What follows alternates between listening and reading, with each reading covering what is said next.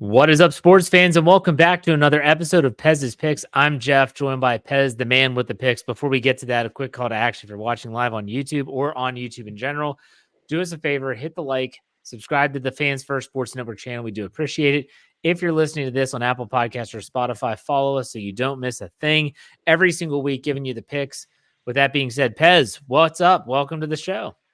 I mean, we're in the heart of summer here, Jeff. We're in the dog days of summer, which is great for gambling. It gets tougher, but it's still fun. I mean, we got a lot going on. I'm regretting not getting more into Wimbledon betting, Jeff. I feel like Tommy Fritz was a guy we could have made some money on, but he did lose today. We're taping on Wednesday, and the best American in a long time in that Wimbledon tournament. The guy played well, but it's a tough game.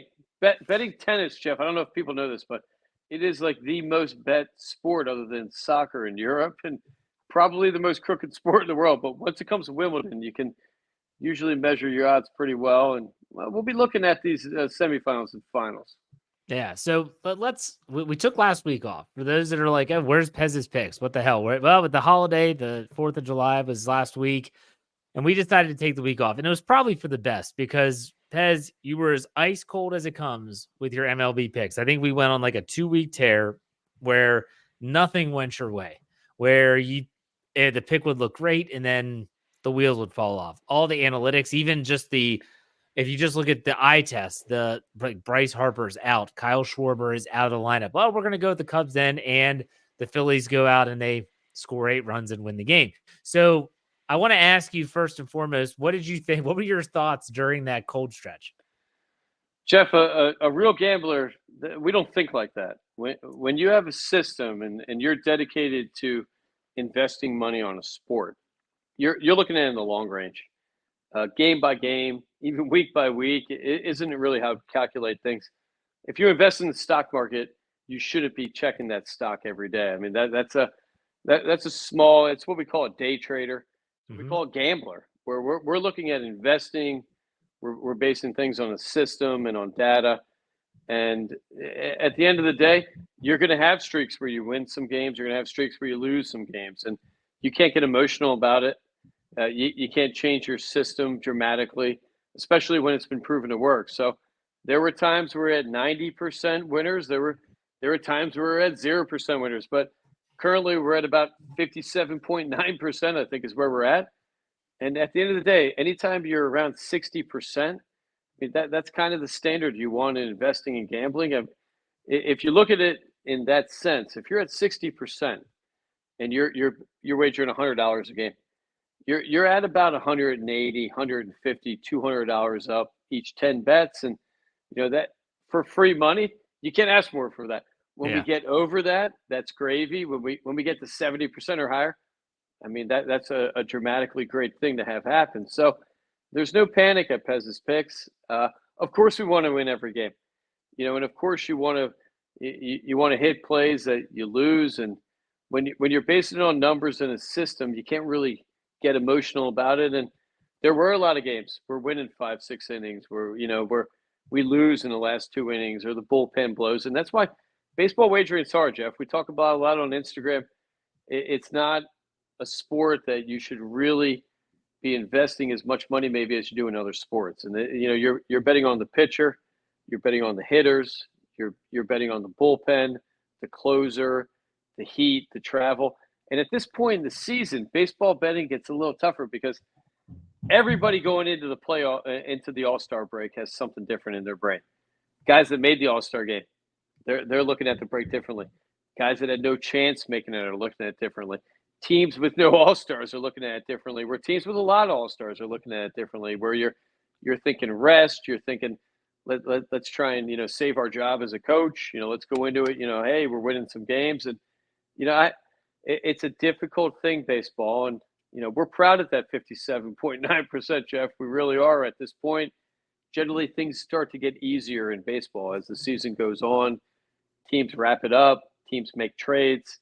When teams dump starting pitchers or strong relief pitchers, they're hanging it up, and their dugouts know that too. So at this point, we're happy with that. And of course, we want to win every game, but That's not a realistic thing in sports wagering and sports investing. It really is. I love how you compare it to investments, and that's smart. But is there ever a point though where, let's say you're talking about the stock market, you use that analogy, where you're on a 2-week stretch where just nothing's going your way. Do you ever sit there and say, you know what, I just need to pull back a little bit. I need to take a breath, maybe recalibrate the algorithm a little bit, analyze things a little bit differently. Do you ever just pull back and say, I need to take a few days, not going to make plays, and then I want to figure everything out again? Or are you just like, no, full throttle, full speed ahead, we'll figure it out as we go? Well, I mean, like we talk about on Instagram, we only announce plays that have a statistical data advantage based on limited risk. I mean, that's the only plays we make. So we're not putting plays out because we want to, because we don't want to. We're not going to not announce plays because we lost a few or won a few. Today, there's no baseball action. We looked at the numbers and we looked at the pitchers, and a lot of it in baseball is risk, and I talk about it a lot with my old colleagues here.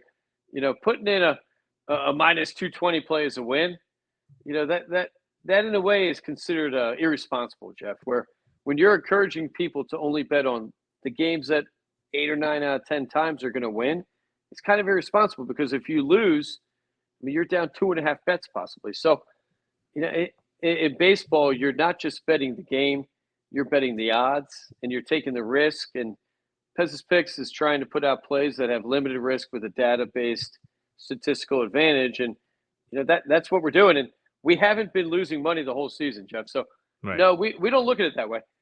If we were down, if we were at 38% winners or 40%, then we look at ourselves and go, what are we doing wrong here? But the fact that if you have bet every game, you're ahead money right now means we're doing things right. So, that's how baseball goes. You're going to have streaks. The Yankees, I still think, are one of the best teams in the major leagues, Jeff. And I think they go on 1-6. I still would bet the Yankees over 90% of the American League right now to win the American League. So with baseball, it's a patient game. It's one we talk about a lot. You shouldn't put in. It should be a fun-based. It should be a limited risk action that you're putting in. Anything that you're betting more than a few times a week is probably something that you should look at responsibly. Yeah, that's a good point. And I think that, you brought up the All-Star break, which next week we'll be coming off of the All-Star break. And so we're probably going to do an NFL type show next week about NFL futures. But for the upcoming break, this is a unique thing. I think about the Pirates, okay? Because I'm a Pirate fan, and we all know you love Paul Skeens because he's a flamethrower and he's a rookie, he's a stud, he's an all-star. But I look at what the Pirates are doing. They've had a couple pitchers with a minor lat strain. They're shutting them down. Like they're not even saying like we're going to keep you on the roster. They're shutting you down, putting you on the IL, and then you'll work your way back and hopefully be coming off of that IL shortly after the All-Star break. To me, I would look at these picks before the All-Star break and say, nope, not touching this. What's your thoughts on any games coming up leading up to the All-Star break next week? Well, for about the last week, we've cut down on action a lot, Jeff, and we've been picky. I mean, Scooble, we went with over the weekend. I think it was minus 130 when we hit. Anytime you get a Cy Young probable winner, I mean, the guy's probably, top favorite or top 2 guys at minus 130, you got to jump on that no matter what the situation. And, there ain't many Detroit Tiger All-Stars either. So, with Skeens, that we judge pitchers by how often they cover the spread, and that's an easy way to do in baseball. Your record means you're covering the spread. Right. If you're 8-1, you've had 8 covers and 1 loss and some no plays. Now, the bad news is, when a pitcher doesn't get a result, it probably means you lost that game, or maybe 50-50. So that's why we love Skeens. I think there are pitchers out there with losing records that are still good plays, and we try to find them when the risk is limited. And that's the trick with baseball. My friends remind me all the time, you should be telling these people. I had a buddy calculate. I'm up a lot of money right now based on, we're putting in bets on underdogs, and we're putting in bets, where you're plus 140. He goes, your record's way better than what you're saying. But then we're calculating what people are betting. And, then we're trying to tell people what to bet.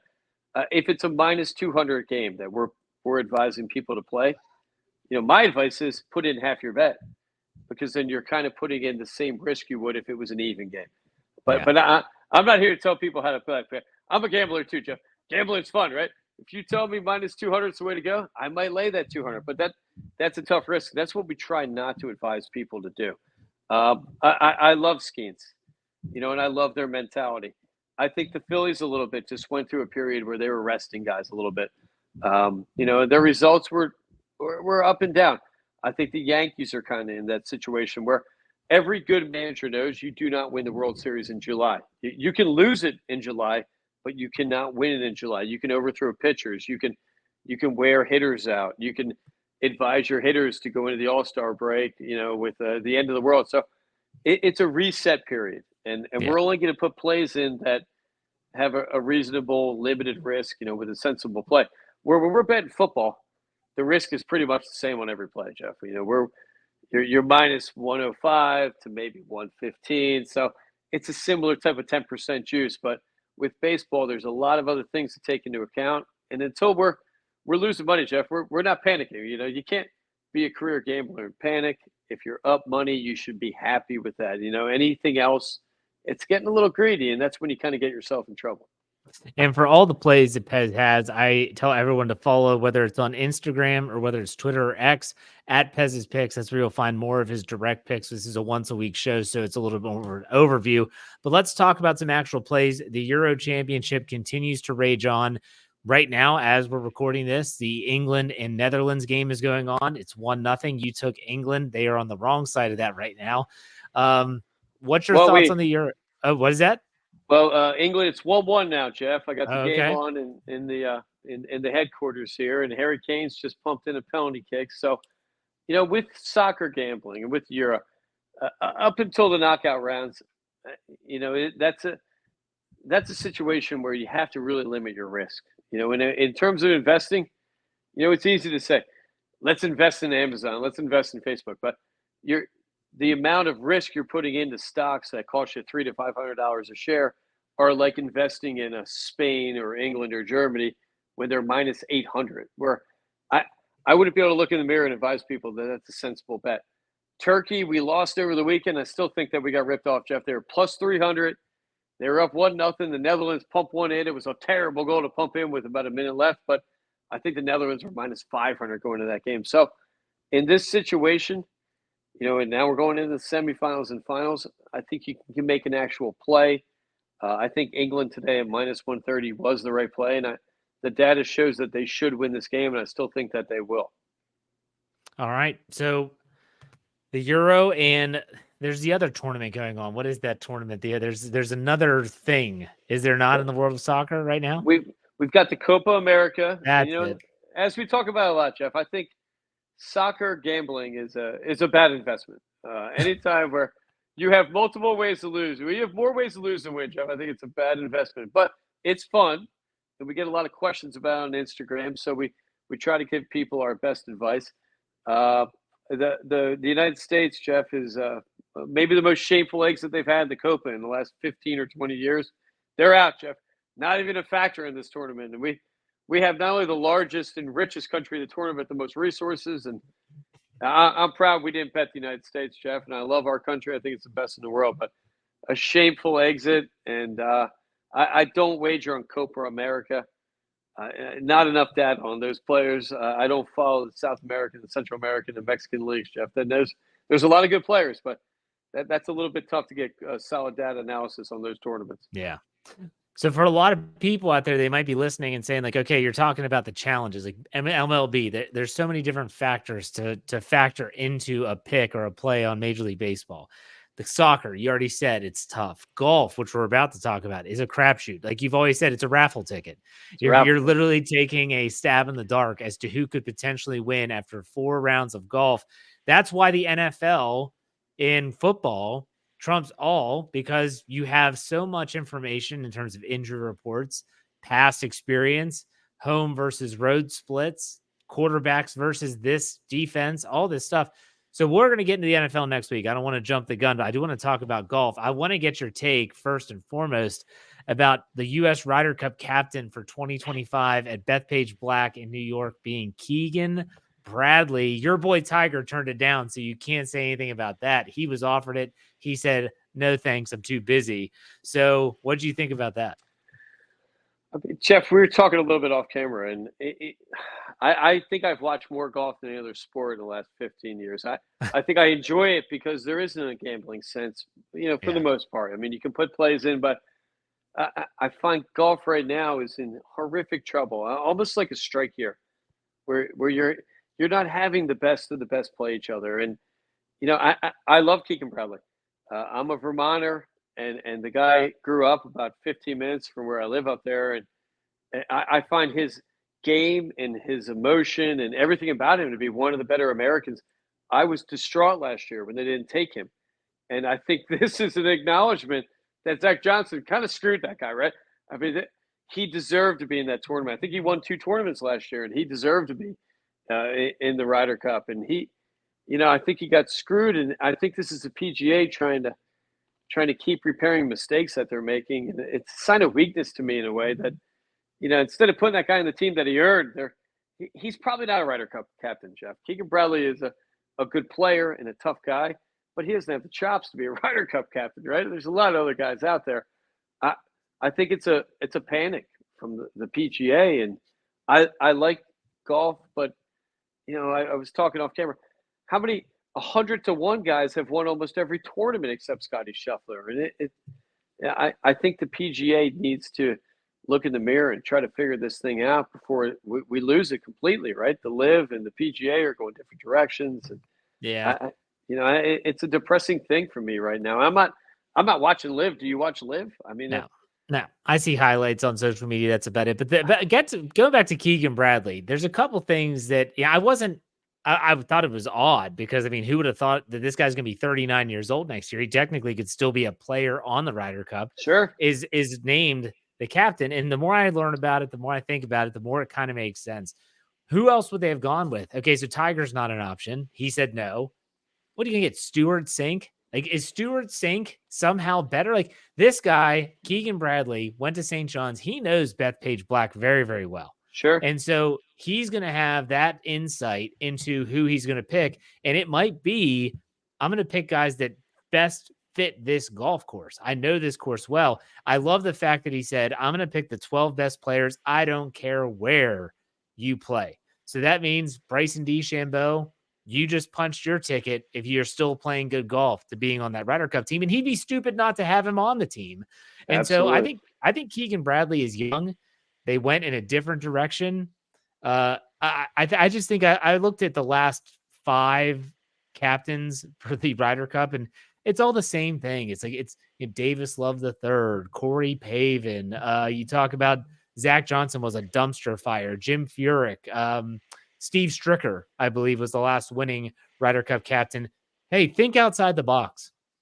The only thing I'd have issue with is if he says, I'm going to be a player on the team, because if he tries to play his way on, you can't be the captain and also be a participant. So as long as he's fine with just stepping aside, I'll be honest, I'd love for him to say to Phil Mickelson, do you want to be a vice captain?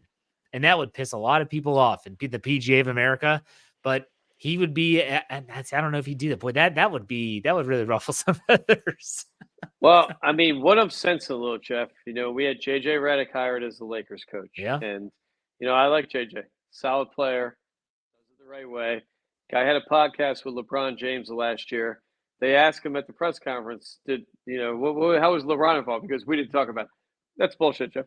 I mean, of course, LeBron picked him to be the coach, right? So Yeah. if I want to really be honest and read between the lines, why I don't like this pick, Tiger Woods should be the Ryder Cup captain of every tournament. I mean, the guy's the best American we've ever had. Yeah. I think what they did, they went to Tiger because Tiger's tight mouth. He's a very ego-driven guy. We all know that, which is why it's great.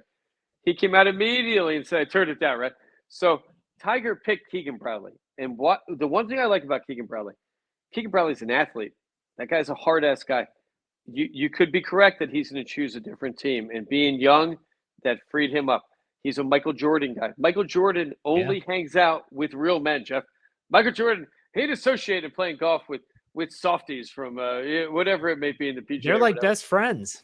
I mean, that he wears Jordan. So if it's true that this is a Tiger Keegan team, I'm on board. I'm not going to be shocked if Tiger's associated with the team.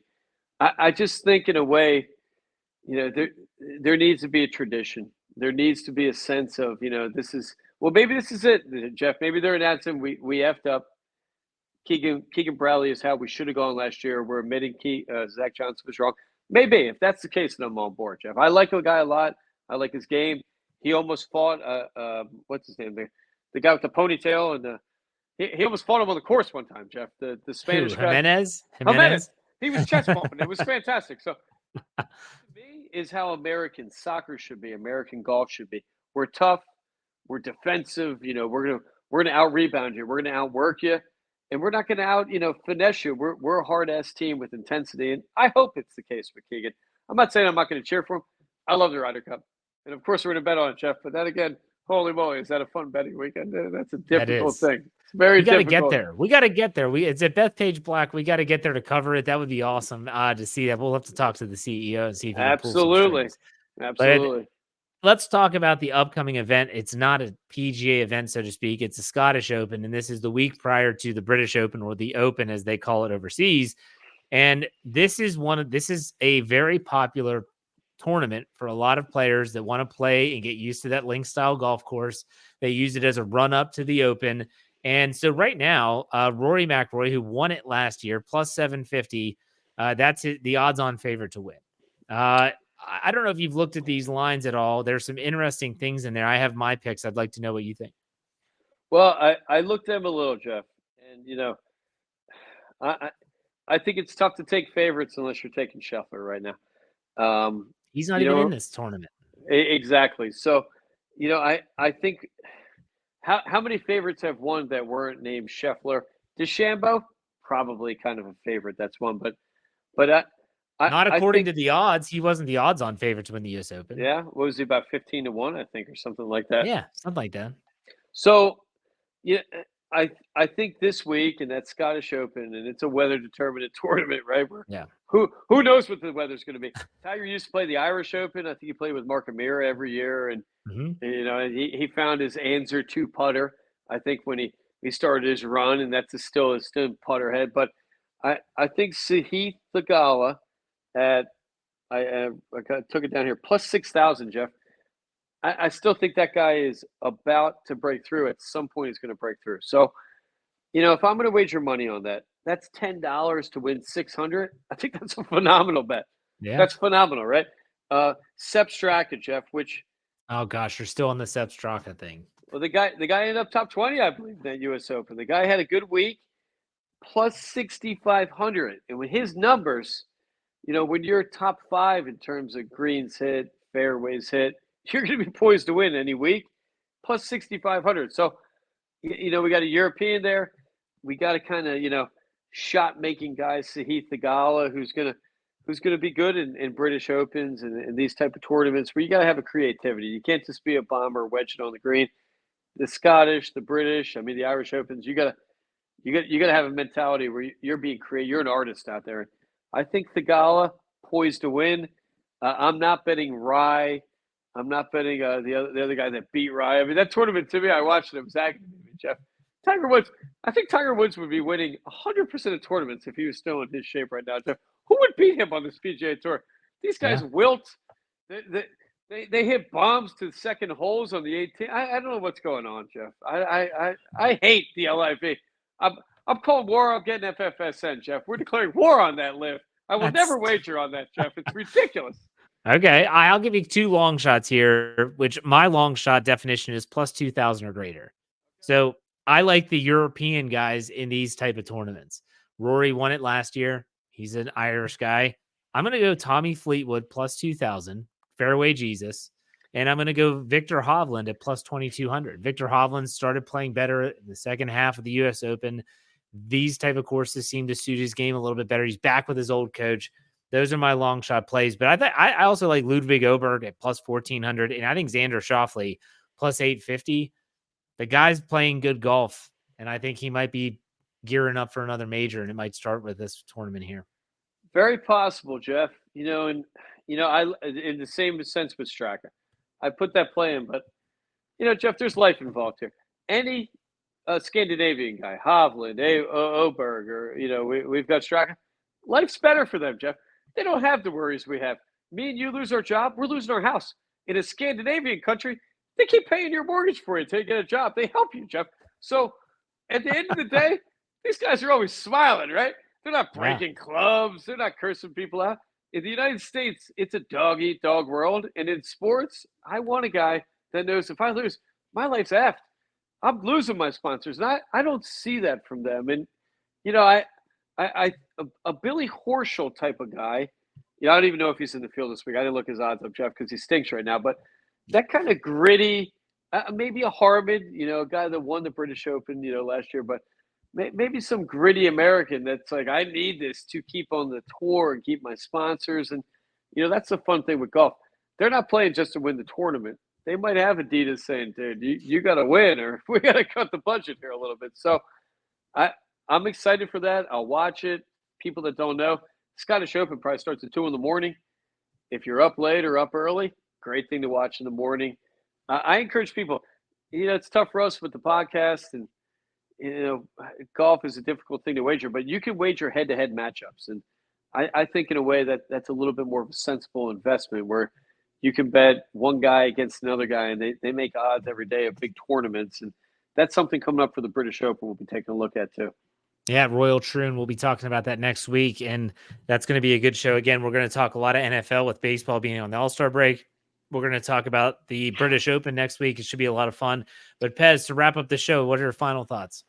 Well, Jeff, Thursday night, I'm moving back into Atlantic City for about a week. We're gonna have we have a lot of meetings. We have a lot of discussions coming up with this NFL season with some different game books. We'll be at the Hard Rock. We'll be at the formerly Revel, which I still think it's a proper name, Jeff. It's called the Ocean now, but what have you? The greatest Atlantic City casino ever beat, Jeff. The Revel Ocean. Every room, ceiling to floor windows, the entire wall, ocean view, every room. Why the hell didn't every casino do this, Jeff? It's not that I look at it from my beach. Architecturally, it's very simple. So the wife and I, we've got a concert this weekend. It's called Eat a Peach. It's an Allman Brothers, Grateful Dead. I don't know. Oh, nice. Festival, Jeff. We got J-Rad there for these Dead fans of ours out there. I can't remember the Allman's band tribute band, but we'll be having a lot of meetings. We'll be in the sports book. We're going to be putting a lot of information out about proper gambling, casinos, especially Atlantic City, which has a special touch. And we're trying to calm everybody down, Jeff. 57, 58% baseball. Let's be happy, Jeff. We're not going to react to the Instagram or Twitter haters. I mean, I don't even read those comments, Jeff. I don't know anything about it. As long as we're winning money in every sport, goddamn, we're having a good year, Jeff. And it's 4th of July. We blew up some fireworks around here and nobody died, so that's a bonus as well. But as we go into this All-Star break, we're going to have to pull off the lever a little bit here and slow down and make proper investments. And I hope England wins, Jeff. It's 1-1 still. We're almost at halftime, and God bless America. I wish we were a better soccer team. Amen. Very good. All right, Pez, it's been a great show. Thanks as always for your time. We'll see you next week on another Pez's Picks. Take it easy. See you.